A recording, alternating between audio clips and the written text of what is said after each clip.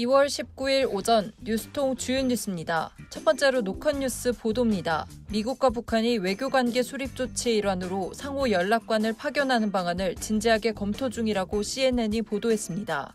CNN은 현지 시간 18일 연락관 교환이 새로운 북미 관계 수립을 위한 첫 단계가 될 수 있다고 전했는데요. 일이 잘 진행되면 한국어가 가능한 고위 외교관을 주축으로 해 연락관들이 북한에 파견될 예정입니다.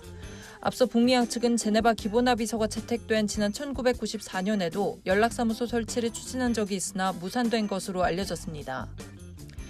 다음으로 헤럴드 경제 보도입니다. 경제사회노동위원회가 어제 10시간 동안 탄력적 근로시간제 단위기간 확대를 논의했으나 합의에 도달하지 못했습니다.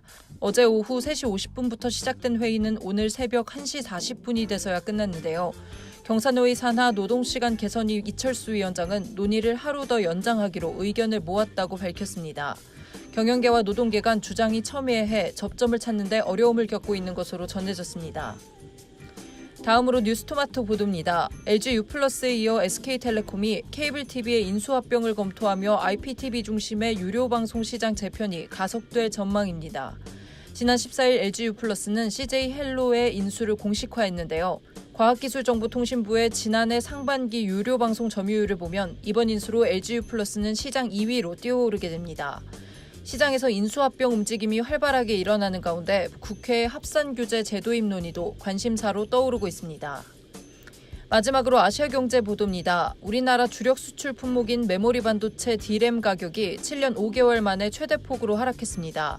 D램 가격은 지난해 8월부터 떨어지기 시작해 6개월 연속 하락세인데요.